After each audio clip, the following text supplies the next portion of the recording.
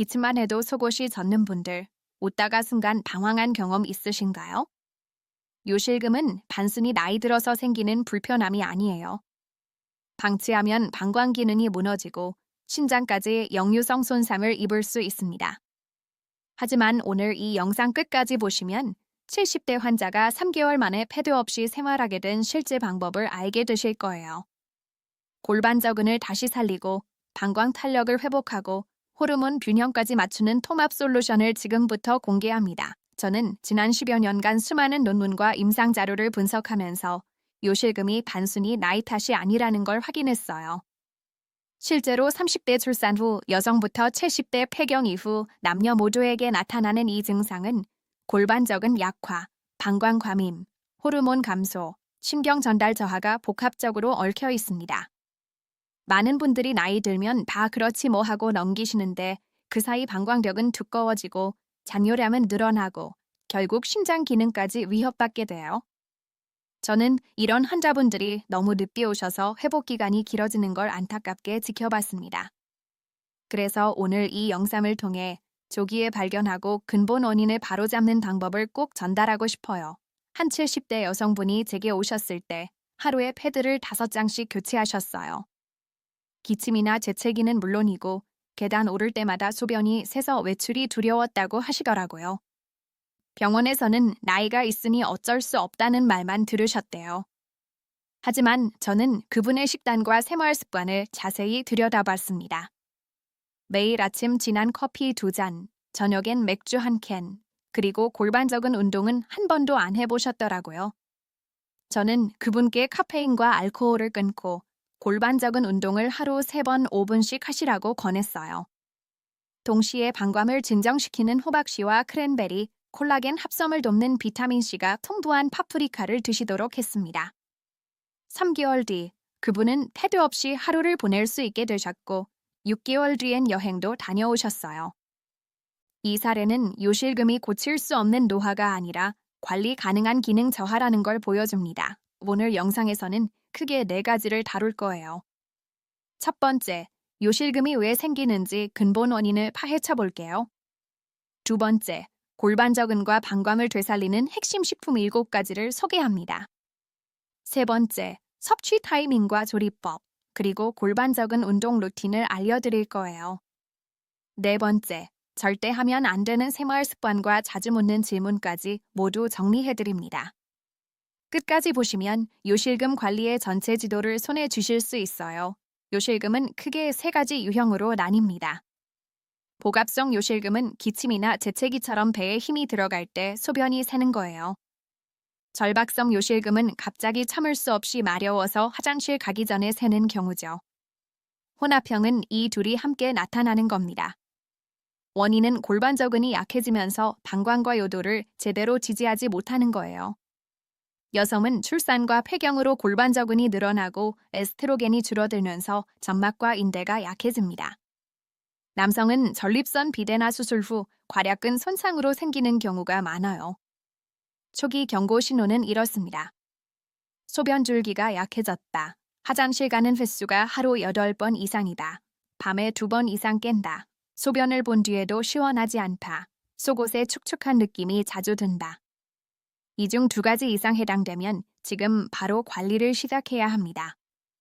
방치하면 방광벽이 두꺼워지고 잔뇨가 늘어나 세균 감염 위험이 커지며 심하면 신장으로 소변이 역류해 신부전까지 갈 수 있어요.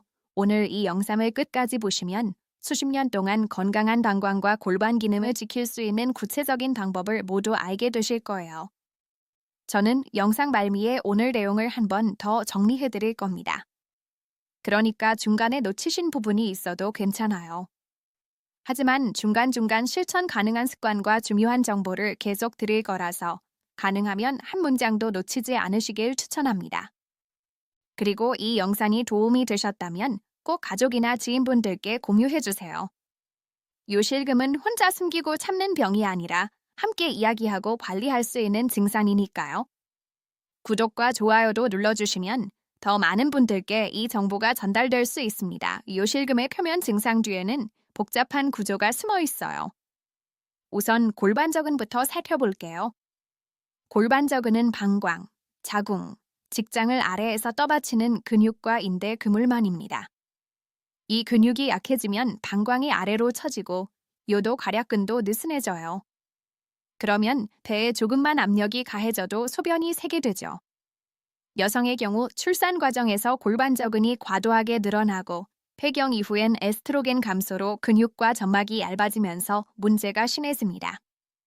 남성은 전립선 비대로 방광 출구가 막히면 방광이 과도하게 수축하다가 결국 괄약근이 약해지는 경우가 많아요. 다음은 방광 자체의 문제예요. 방광은 소변을 모으는 동안은 이완하고 배출할 때만 수축해야 하는데 이 균형이 깨지면 절박성 요실금이 생깁니다. 방광벽에 있는 평활근이 과민해지면 조금만 소변이 차도 지금 당장 비워야 해 신호를 보내요.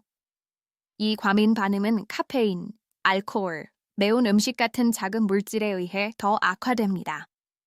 임상에서 보면 커피를 하루 3잔 이상 마시는 분들은 방광 과민 증상이 2배 이상 심하더라고요. 호르몬도 중요한 역할을 해요. 에스트로겐은 질과 요도 점막을 두껍고 탄력 있게 유지시켜주는데 폐경 후 에스트로겐이 급격히 떨어지면 점막이 위축되고 윤활이 줄어들어요. 그러면 요도가 건조해지고 세균 감염에도 취약해지죠. 또 콜라겐 합성이 줄어들면서 인대와 결합 조직도 약해집니다. 이게 바로 50대 이후 여성에게 요실금이 급증하는 이유예요. 신경 전달 문제도 빼놓을 수 없어요. 뇌에서 방광으로, 방광에서 뇌로 신호가 정확하게 오가야 대뇨 조절이 되는데 당뇨병이나 척추 질환이 있으면 이 신경회로가 손상됩니다. 당뇨 환자 중 절반 이상이 신경병증을 앓는데 방광신경도 예외가 아니에요.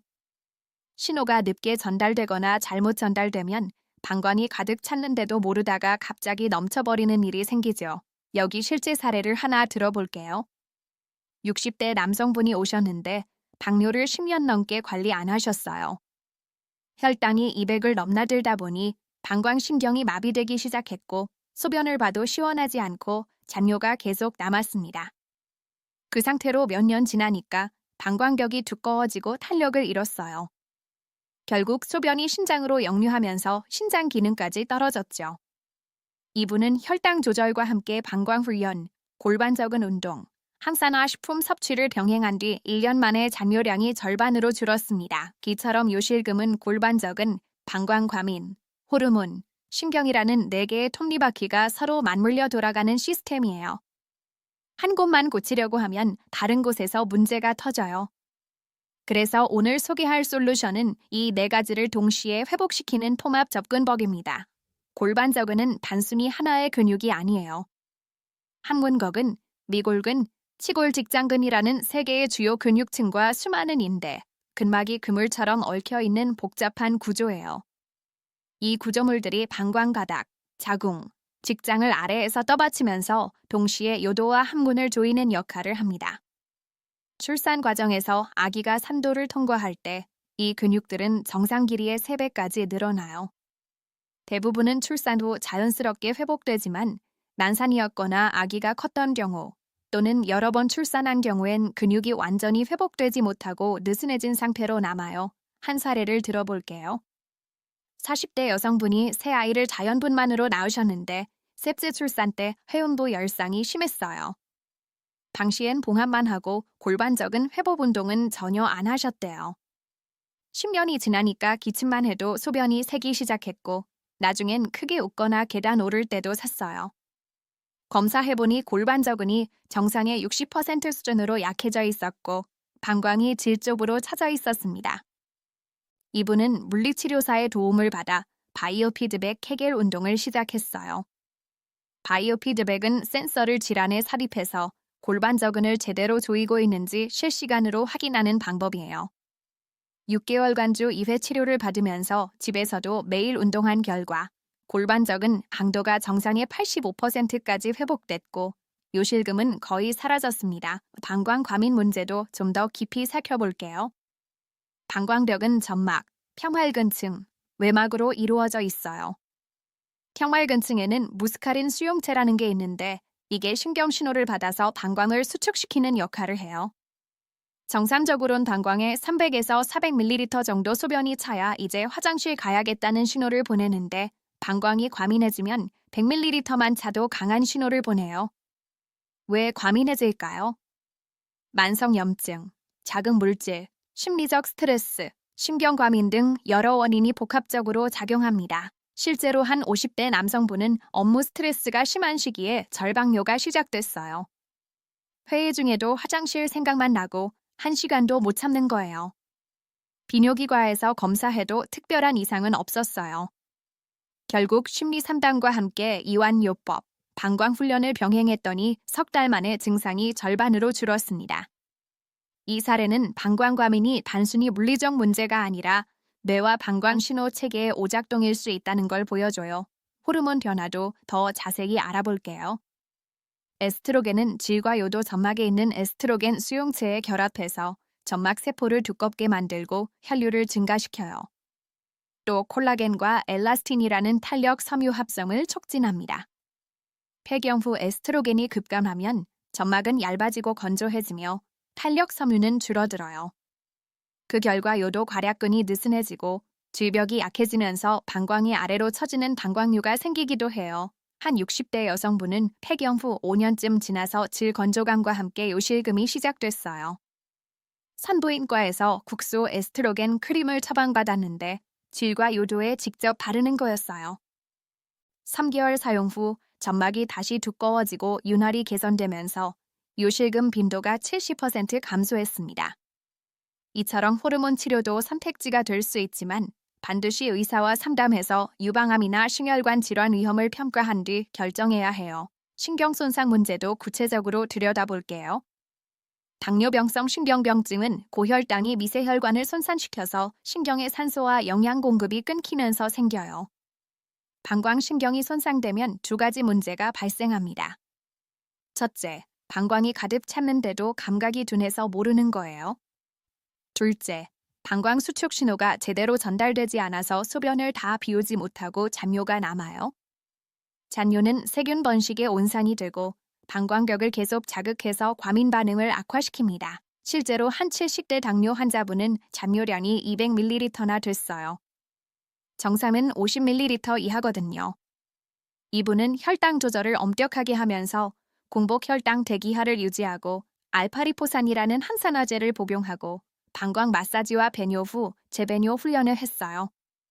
1년 뒤 잔뇨량이 80ml로 줄었고 요로 감염 횟수도 연사회에서 1회로 감소했습니다. 이렇게 골반적은 방광, 호르몬, 신경은 서로 긴밀하게 연결돼 있어요.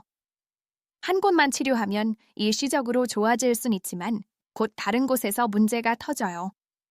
그래서 오늘 소개할 통합 솔루션은 이 네 춤을 동시에 공략하는 겁니다. 이제 본격적으로 골반저근과 방광을 되살리는 핵심 식품 7가지를 소개할게요. 각 식품의 성분, 작용 기전, 효과, 섭취법, 주의사항을 모두 담았습니다. 첫 번째 식품, 호박씨입니다. 호박씨에는 아연, 마그네슘, 오메가3 지방산이 풍부해요. 아연은 골반저근을 구성하는 단백질 합성에 필수적이고 마그네슘은 근육 이완과 수축을 조절합니다. 특히 호박씨 오일에 들어있는 피토스테롤 성분은 전립선 비대를 완화하고 방광 과민 반응을 진정시키는 데 도움이 돼요. 연구에 따르면 하루 호박씨 30g을 12주간 섭취한 그룹은 야간뇨 횟수가 평균 40% 감소했습니다. 섭취법은 간단해요. 아침 식사 후 생호박씨 한 줌을 그냥 씹어 먹거나 샐러드에 뿌려 드세요. 단, 호박씨는 지방 함량이 높아서 하루 30g 이상 먹으면 칼로리 과잉이 될 수 있어요. 또 혈압약을 드시는 분들은 마그네슘 과다로 혈압이 너무 떨어질 수 있으니 의사와 상담 후 섭취하세요. 두 번째 식품, 크랜베리예요. 크랜베리는 프로안토시아니딘이라는 폴리페놀이 들어있어서 세균이 방광벽에 달라붙는 걸 막아줘요. 요실금 환자는 잔뇨가 많고 방광이 자주 자극받다 보니 요로 감염 위험이 높은데 크랜베리가 이를 예방하는 거죠. 또 크랜베리의 비타민C는 콜라겐 합성을 촉진해서 방광 점막과 골반적은 인대를 튼튼하게 만들어요. 임상에서 자주 관찰되는 사례로 크랜베리 주스를 하루 200ml씩 8주간 마신 여성들은 요로 감염 재발률이 50% 이상 줄었습니다. 섭취법은 아침 공복에 무가당 크랜베리 주스 1컵, 또는 간식으로 말린 크랜베리 한 줌이면 충분해요. 주의할 점은 시중에 파는 크랜베리 주스는 당분이 너무 많아서 혈당을 급격히 올릴 수 있다는 거예요. 반드시 무가당 제품을 선택하고 당뇨가 있으면 하루 100ml로 줄이세요. 세 번째 식품, 케일과 시금치입니다. 케일과 시금치에는 마그네슘, 칼슘, 비타민 K가 풍부합니다. 마그네슘은 방광 평활근의 과도한 수축을 억제해서 절박성 요실금을 완화하고 칼슘은 근육 수축 신호를 정확하게 전달하는 데 필요해요. 비타민 K는 뼈와 인대를 강화해서 골반저근을 지지하는 구조를 튼튼하게 만들죠. 연구 결과 마그네슘을 하루 300mg 이상 섭취한 그룹은 야간뇨와 절박뇨 빈도가 30% 감소했어요. 섭취법은 점심이나 저녁에 케일 또는 시금치 샐러드 한 접시 또는 스무디에 넣어 갈아 마시면 됩니다. 단, 시금치는 수산염 함량이 높아서 신장 결석 병력이 있으면 데쳐서 드시거나 섭취량을 줄이셔야 해요. 케일은 갑상선 기능 저하증이 있으면 과다 섭취를 피하세요. 네 번째 식품, 연어와 고등어예요. 연어와 고등어에는 오메가3 지방산이 풍부해요. 오메가3는 세포막을 유연하게 만들고 염증 반응을 억제해서 방광벽의 만성 염증을 줄여줍니다. 또 신경 전달을 원활하게 해서 뇌와 방광 신호 체계를 회복시키는 데 도움이 돼요. 연구에 따르면 오메가3를 하루 2g 이상 섭취한 그룹은 방광 과민 증상이 평균 25% 개선됐습니다. 섭취법은 일주일에 2-3번, 손바닥 크기의 연어나 고등어를 구워서 드세요.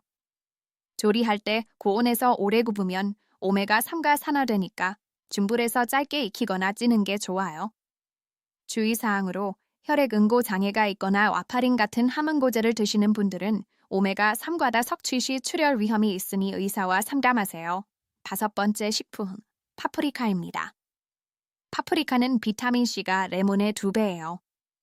비타민C는 콜라겐 합성에 필수적인데 골반저근과 방광점막, 인대를 구성하는 콜라겐이 튼튼해지면 조직 탄력이 회복됩니다. 또 파프리카의 베타카로틴은 항산화 작용으로 세포 손상을 막아주죠. 임상에서 비타민C를 하루 500mg 이상 섭취한 그룹은 골반저근 강도가 12주 만에 15% 증가했어요. 섭취법은 점심 샐러드에 생으로 넣거나 간식으로 한두 개 씹어 드세요. 비타민C는 열에 약하니까 가능하면 생으로 드시는 게 좋고 굽더라도 짧게 익히세요. 주의할 점은 비타민C를 하루 2000mg 이상 과다 섭취하면 설사나 신장 결석 위험이 있으니 식품으로만 섭취하고 보충제는 신중하게 선택하세요. 6번째 식품, 귀리예요. 귀리에는 수용성 식이섬유인 베타글루칸이 들어있어요. 식이섬유는 장 건강을 지켜서 변비를 예방하는데 변비가 생기면 직장이 방광을 눌러서 요실금이 악화될 수 있거든요. 또 귀리의 마그네슘과 비타민 B군은 신경 전달을 돕고 혈당을 안정시켜서 당뇨로 인한 방광 신경 손상을 막아줘요. 연구에 따르면 식이섬유를 하루 25g 이상 섭취한 그룹은 복압성 요실금 빈도가 20% 감소했습니다. 섭취법은 아침 식사로 귀리죽 1그릇 또는 우유에 불린 오트밀을 드세요. 단, 귀리는 글루텐 프리지만 가공 과정에서 밀과 섞일 수 있으니 슬리악병이 있으면 인증된 제품을 선택하세요. 7번째 식품, 블루베리입니다. 블루베리에는 안토시아닌이라는 강력한 항산화 물질이 들어있어요. 안토시아닌은 방광벽의 미세 혈관을 보호하고 염증을 줄이며 신경세포 손상을 막아줍니다. 특히 당뇨 환자에게 중요한데 혈당이 높으면 미세 혈관이 손상되면서 방광신경도 망가지거든요. 블루베리는 이 과정을 억제해요. 연구 결과 블루베리를 하루 100g씩 12주간 섭취한 그룹은 방광 과민 증상이 평균 30% 개선됐습니다. 섭취법은 아침 요거트에 섞거나 간식으로 한 줌 드세요. 냉동 블루베리도 영양가가 거의 같으니 부담 없이 드시면 돼요. 주의사항으로 블루베리는 혈액응고를 방해할 수 있어서 수술 전후 2주는 피하시고 함흥고제를 드시는 분들은 과다 섭취를 삼가세요. 식품을 언제, 어떻게 먹느냐가 효과를 좌우해요. 지금부터 타이밍과 조리법, 계절별 섭취 전략을 알려드릴게요. 우선 아침 공복 타이밍입니다. 호박씨와 크랜베리는 아침 공복에 드시면 흡수율이 높아요. 특히 크랜베리 주스는 공복에 마시면 프로안토시아니딘이 빠르게 혈액으로 흡수되어 방광벽에 도달하는 시간이 단축됩니다. 단, 위산이 많거나 역류성 식도염이 있으면 식후 30분에 드세요. 점심과 저녁은 케일, 시금치, 파프리카, 연어를 섭취하기 좋은 시간이에요. 지용성 비타민과 오메가3는 식사 중에 바른 지방과 함께 먹어야 흡수가 잘 됩니다. 예를 들어 케일 샐러드에 올리브 오일을 두르면 비타민 K 흡수율이 2배 이상 올라가요.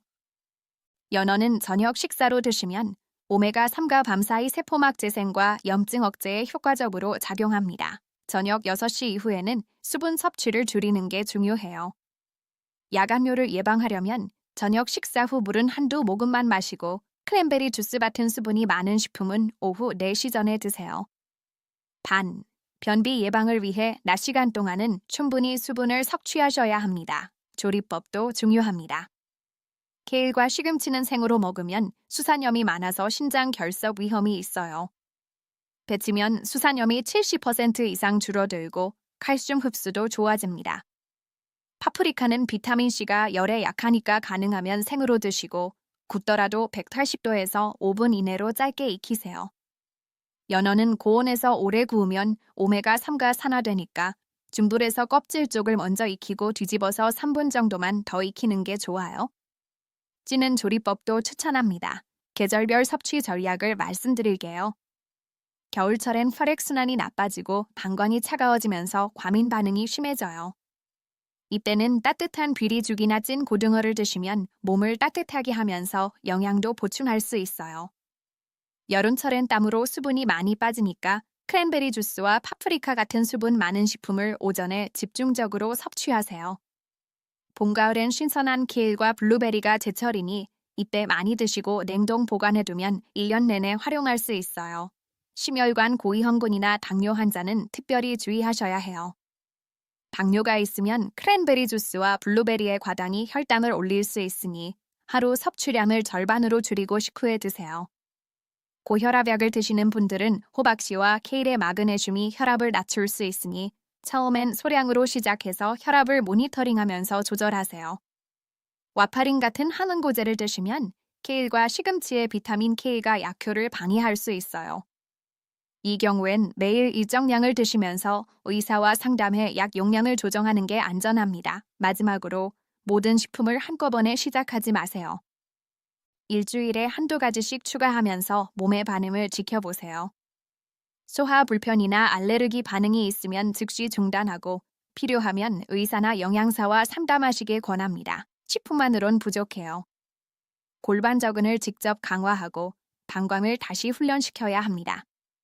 지금부터 실전 루틴을 알려드릴게요. 우선 골반 적응 운동, 일명 케겔 운동부터 시작할게요. 골반 적응은 소변을 참을 때 쓰는 근육이에요. 화장실에서 소변을 보다가 중간에 멈춰보세요. 그때 느껴지는 근육이 골반 적응입니다. 운동 방법은 간단해요. 편안하게 누워서 골반 적응을 5초간 조이세요. 이때 배나 엉덩이에 힘이 들어가면 안 돼요. 오직 골반 바닥 근육만 조여야 합니다. 5초 조인 뒤 5초 이완하고 이걸 10번 반복하세요. 하루 3번, 아침, 점심, 저녁으로 나눠서 하면 됩니다. 처음엔 5초가 어려우면 3초부터 시작해서 점차 늘리세요. 연구에 따르면 케겔 운동을 12주간 꾸준히 한 그룹은 복압성 요실금 빈도가 평균 60% 감소했어요. 여기 실제 사례를 들어볼게요. 50대 여성분이 출산 후 10년 넘게 요실금을 방치하셨는데 케겔 운동을 시작한 지 한 달 만에 기침할 때 새는 양이 절반으로 줄었고 석 달 뒤엔 거의 사라졌어요. 이분은 아침에 일어나자마자 침대에 누워서 10번, 점심 식사 후 의자에 앉아서 10번, 저녁에 TV 보면서 누워서 10번씩 했습니다. 생활 속에 자연스럽게 녹여낸 거죠. 기침만 해도 속옷이 젖는 분들, 웃다가 순간 당황한 경험 있으신가요? 요실금은 단순히 나이 들어서 생기는 불편함이 아니에요. 방치하면 방광 기능이 무너지고 신장까지 역류성 손상을 입을 수 있습니다. 하지만 오늘 이 영상 끝까지 보시면 70대 환자가 3개월 만에 패드 없이 생활하게 된 실제 방법을 알게 되실 거예요. 골반저근을 다시 살리고 방광 탄력을 회복하고 호르몬 균형까지 맞추는 통합 솔루션을 지금부터 공개합니다. 저는 지난 10여 년간 수많은 논문과 임상 자료를 분석하면서 요실금이 단순히 나이 탓이 아니라는 걸 확인했어요. 실제로 30대 출산 후 여성부터 70대 폐경 이후 남녀 모두에게 나타나는 이 증상은 골반저근 약화, 방광 과민, 호르몬 감소, 신경 전달 저하가 복합적으로 얽혀 있습니다. 많은 분들이 나이 들면 다 그렇지 뭐 하고 넘기시는데 그 사이 방광벽은 두꺼워지고 잔뇨량은 늘어나고 결국 신장 기능까지 위협받게 돼요. 저는 이런 환자분들이 너무 늦게 오셔서 회복 기간이 길어지는 걸 안타깝게 지켜봤습니다. 그래서 오늘 이 영상을 통해 조기에 발견하고 근본 원인을 바로잡는 방법을 꼭 전달하고 싶어요. 한 70대 여성분이 제게 오셨을 때 하루에 패드를 5장씩 교체하셨어요. 기침이나 재채기는 물론이고 계단 오를 때마다 소변이 새서 외출이 두려웠다고 하시더라고요. 병원에서는 나이가 있으니 어쩔 수 없다는 말만 들으셨대요. 하지만 저는 그분의 식단과 생활 습관을 자세히 들여다봤습니다. 매일 아침 진한 커피 2잔, 저녁엔 맥주 1캔, 그리고 골반적인 운동은 한 번도 안 해보셨더라고요. 저는 그분께 카페인과 알코올을 끊고 골반적인 운동을 하루 3번 5분씩 하시라고 권했어요. 동시에 방광을 진정시키는 호박씨와 크랜베리, 콜라겐 합성을 돕는 비타민C가 풍부한 파프리카를 드시도록 했습니다. 3개월 뒤 그분은 패드 없이 하루를 보낼 수 있게 되셨고 6개월 뒤엔 여행도 다녀오셨어요. 이 사례는 요실금이 고칠 수 없는 노화가 아니라 관리 가능한 기능 저하라는 걸 보여줍니다. 오늘 영상에서는 크게 4가지를 다룰 거예요. 첫 번째, 요실금이 왜 생기는지 근본 원인을 파헤쳐 볼게요. 두 번째, 골반저근과 방광을 되살리는 핵심 식품 7가지를 소개합니다. 세 번째, 섭취 타이밍과 조리법, 그리고 골반적인 운동 루틴을 알려드릴 거예요. 네 번째, 절대 하면 안 되는 생활 습관과 자주 묻는 질문까지 모두 정리해드립니다. 끝까지 보시면 요실금 관리의 전체 지도를 손에 쥐실 수 있어요. 요실금은 크게 3가지 유형으로 나뉩니다. 복압성 요실금은 기침이나 재채기처럼 배에 힘이 들어갈 때 소변이 새는 거예요. 절박성 요실금은 갑자기 참을 수 없이 마려워서 화장실 가기 전에 새는 경우죠. 혼합형은 이 둘이 함께 나타나는 겁니다. 원인은 골반저근이 약해지면서 방광과 요도를 제대로 지지하지 못하는 거예요. 여성은 출산과 폐경으로 골반저근이 늘어나고 에스트로겐이 줄어들면서 점막과 인대가 약해집니다. 남성은 전립선 비대나 수술 후 괄약근 손상으로 생기는 경우가 많아요. 초기 경고 신호는 이렇습니다. 소변 줄기가 약해졌다. 화장실 가는 횟수가 하루 8번 이상이다. 밤에 2번 이상 깬다. 소변을 본 뒤에도 시원하지 않다. 속옷에 축축한 느낌이 자주 든다. 이 중 2가지 이상 해당되면 지금 바로 관리를 시작해야 합니다. 방치하면 방광벽이 두꺼워지고 잔뇨가 늘어나 세균 감염 위험이 커지며 심하면 신장으로 소변이 역류해 신부전까지 갈 수 있어요. 오늘 이 영상을 끝까지 보시면 수십 년 동안 건강한 방광과 골반 기능을 지킬 수 있는 구체적인 방법을 모두 알게 되실 거예요. 저는 영상 말미에 오늘 내용을 한 번 더 정리해 드릴 겁니다. 그러니까 중간에 놓치신 부분이 있어도 괜찮아요. 하지만 중간중간 실천 가능한 습관과 중요한 정보를 계속 드릴 거라서 가능하면 한 문장도 놓치지 않으시길 추천합니다. 그리고 이 영상이 도움이 되셨다면 꼭 가족이나 지인분들께 공유해주세요. 요실금은 혼자 숨기고 참는 병이 아니라 함께 이야기하고 관리할 수 있는 증상이니까요. 구독과 좋아요도 눌러주시면 더 많은 분들께 이 정보가 전달될 수 있습니다. 요실금의 표면 증상 뒤에는 복잡한 구조가 숨어 있어요. 우선 골반저근부터 살펴볼게요. 골반저근은 방광, 자궁, 직장을 아래에서 떠받치는 근육과 인대 그물망입니다. 이 근육이 약해지면 방광이 아래로 처지고 요도, 괄약근도 느슨해져요. 그러면 배에 조금만 압력이 가해져도 소변이 새게 되죠. 여성의 경우 출산 과정에서 골반저근이 과도하게 늘어나고 폐경 이후엔 에스트로겐 감소로 근육과 점막이 얇아지면서 문제가 심해집니다.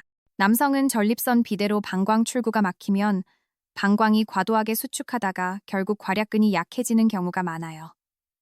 다음은 방광 자체의 문제예요. 방광은 소변을 모으는 동안엔 이완하고 배출할 때만 수축해야 하는데 이 균형이 깨지면 절박성 요실금이 생깁니다.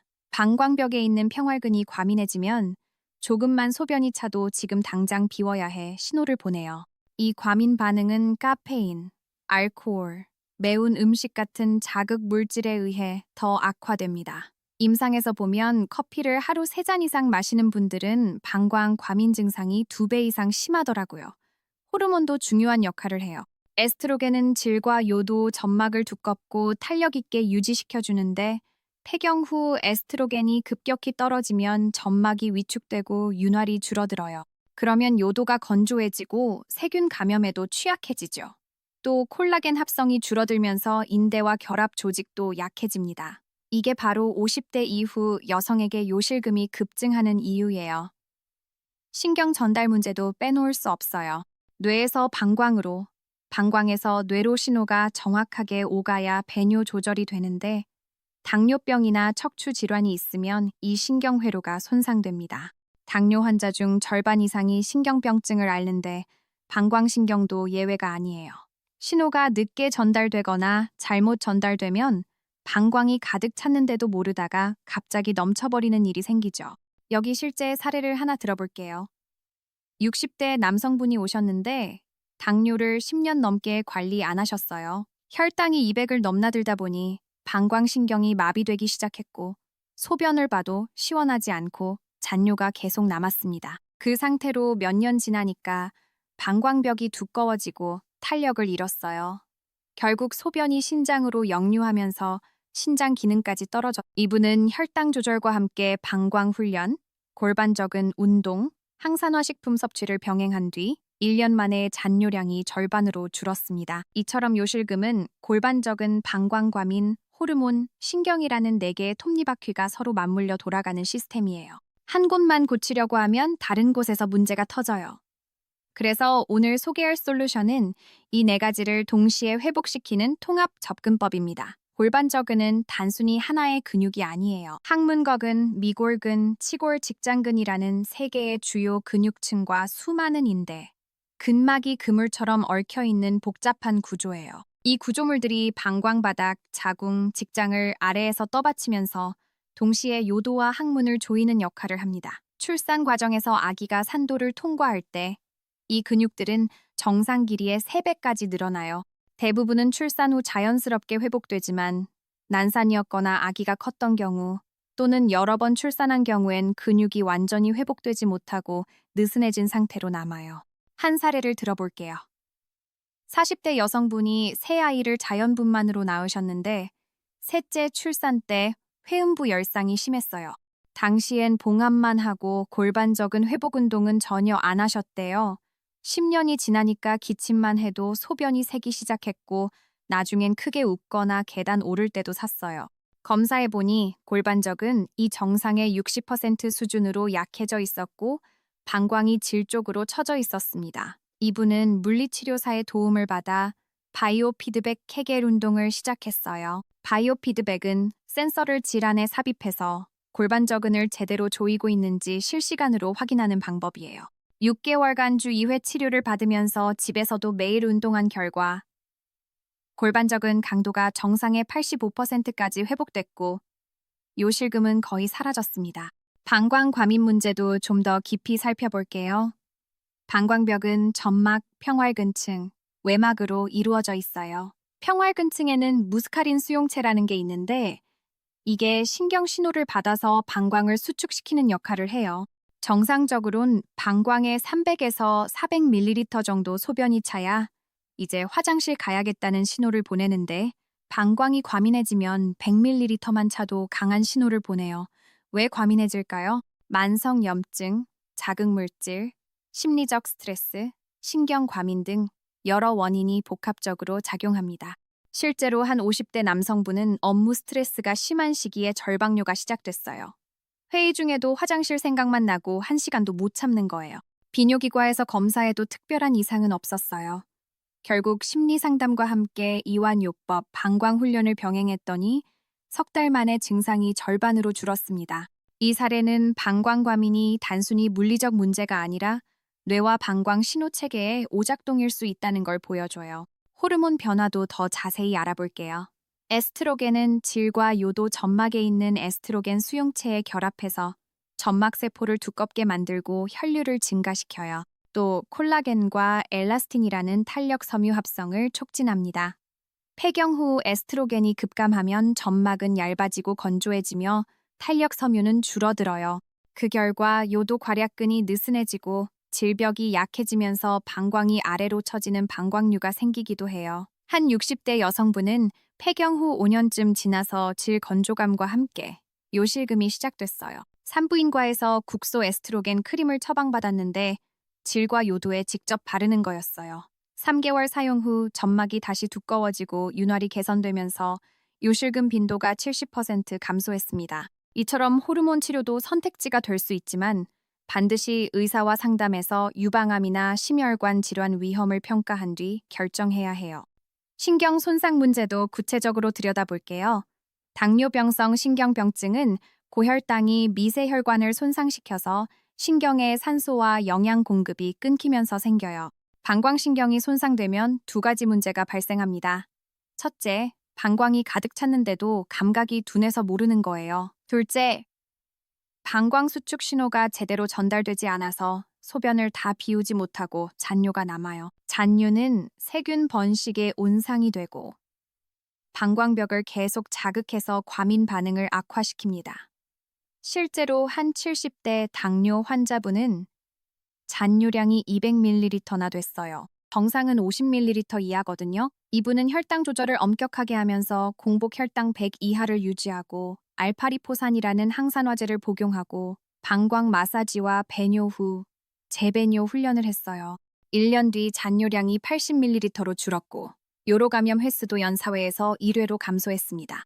이렇게 골반적은 방광, 호르몬, 신경은 서로 긴밀하게 연결돼 있어요. 한 곳만 치료하면 일시적으로 좋아질 순 있지만 곧 다른 곳에서 문제가 터져요. 그래서 오늘 소개할 통합 솔루션은 이 네 축을 동시에 공략하는 겁니다. 이제 본격적으로 골반적은과 방광을 되살리는 핵심 식품 7가지를 소개할게요. 각 식품의 성분, 작용 기전, 효과, 섭취법, 주의사항을 모두 담았습니다. 첫 번째 식품, 호박씨입니다. 호박씨에는 아연, 마그네슘, 오메가3 지방산이 풍부해요. 아연은 골반적은을 구성하는 단백질 합성에 필수적이고 마그네슘은 근육이완과 수축을 조절합니다. 특히 호박씨 오일에 들어있는 피토스테롤 성분은 전립선 비대를 완화하고 방광 과민 반응을 진정시키는 데 도움이 돼요. 연구에 따르면 하루 호박씨 30g을 12주간 섭취한 그룹은 야간뇨 횟수가 평균 40% 감소했습니다. 섭취법은 간단해요. 아침 식사 후 생호박씨 한 줌을 그냥 씹어 먹거나 샐러드에 뿌려 드세요. 단, 호박씨는 지방 함량이 높아서 하루 30g 이상 먹으면 칼로리 과잉이 될 수 있어요. 또 혈압약을 드시는 분들은 마그네슘 과다로 혈압이 너무 떨어질 수 있으니 의사와 상담 후 섭취하세요. 두 번째 식품, 크랜베리예요. 크랜베리는 프로안토시아니딘이라는 폴리페놀이 들어있어서 세균이 방광벽에 달라붙는 걸 막아줘요. 요실금 환자는 잔뇨가 많고 방광이 자주 자극받다 보니 요로 감염 위험이 높은데 크랜베리가 이를 예방하는 거죠. 또 크랜베리의 비타민 C는 콜라겐 합성을 촉진해서 방광점막과 골반적은 인대를 튼튼하게 만들어요. 임상에서 자주 관찰되는 사례로 크랜베리 주스를 하루 200ml씩 8주간 마신 여성들은 요로 감염 재발률이 50% 이상 줄었습니다. 섭취법은 아침 공복에 무가당 크랜베리 주스 1컵 또는 간식으로 말린 크랜베리 한 줌이면 충분해요. 주의할 점은 시중에 파는 크랜베리 주스는 당분이 너무 많아서 혈당을 급격히 올릴 수 있다는 거예요. 반드시 무가당 제품을 선택하고 당뇨가 있으면 하루 100ml로 줄이세요. 세 번째, 식품, 케일과 시금치입니다. 케일과 시금치에는 마그네슘, 칼슘, 비타민 K가 풍부합니다.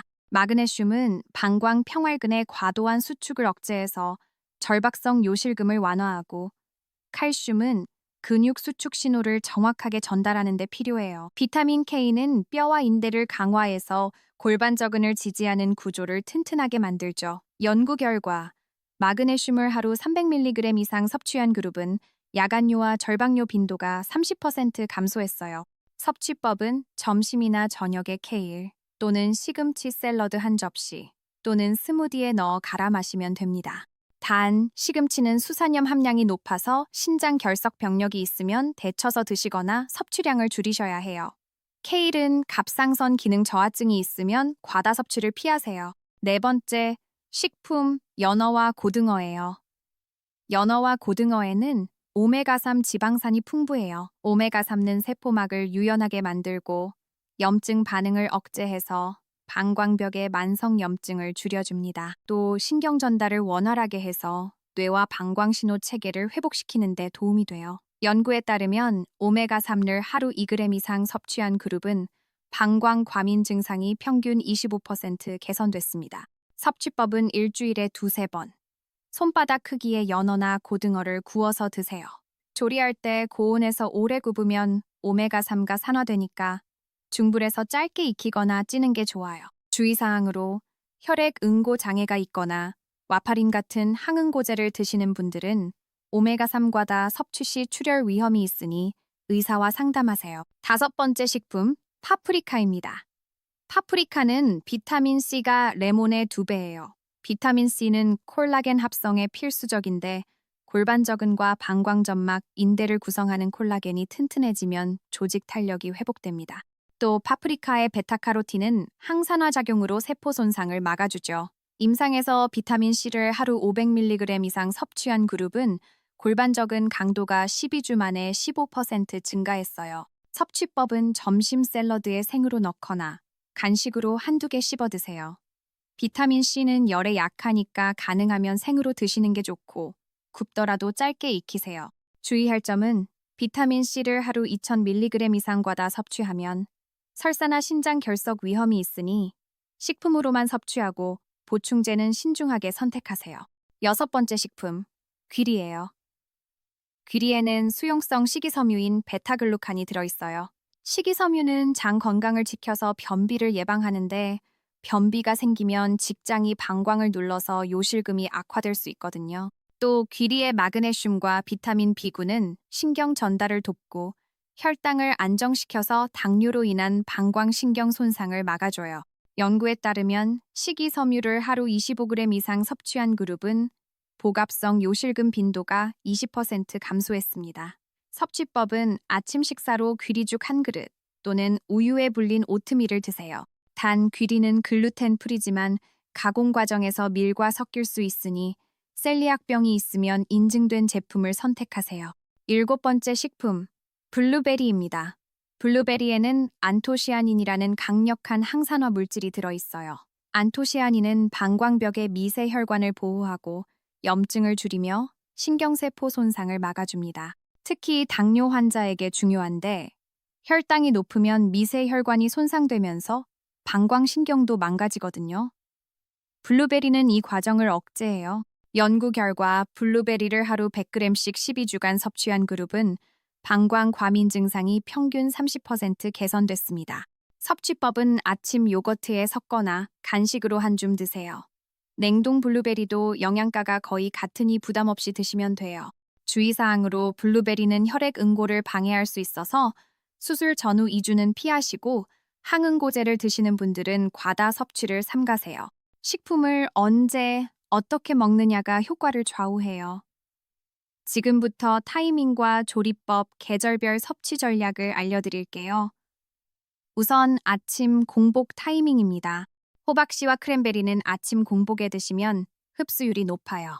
특히 크랜베리 주스는 공복에 마시면 프로안토시아니딘이 빠르게 혈액으로 흡수되어 방광벽에 도달하는 시간이 단축됩니다. 단, 위산이 많거나 역류성 식도염이 있으면 식후 30분에 드세요. 점심과 저녁은 케일, 시금치, 파프리카, 연어를 섭취하기 좋은 시간이에요. 지용성 비타민과 오메가3는 식사 중에 다른 지방과 함께 먹어야 흡수가 잘 됩니다. 예를 들어 케일 샐러드에 올리브 오일을 두르면 비타민 K 흡수율이 2배 이상 올라가요. 연어는 저녁 식사로 드시면 오메가3가 밤사이 세포막 재생과 염증 억제에 효과적으로 작용합니다. 저녁 6시 이후에는 수분 섭취를 줄이는 게 중요해요. 야간류를 예방하려면 저녁 식사 후 물은 한두 모금만 마시고 크랜베리 주스 같은 수분이 많은 식품은 오후 4시 전에 드세요. 단, 변비 예방을 위해 낮 시간 동안은 충분히 수분을 섭취하셔야 합니다. 조리법도 중요합니다. 케일과 시금치는 생으로 먹으면 수산염이 많아서 신장 결석 위험이 있어요. 데치면 수산염이 70% 이상 줄어들고 칼슘 흡수도 좋아집니다. 파프리카는 비타민C가 열에 약하니까 가능하면 생으로 드시고 굽더라도 180도에서 5분 이내로 짧게 익히세요.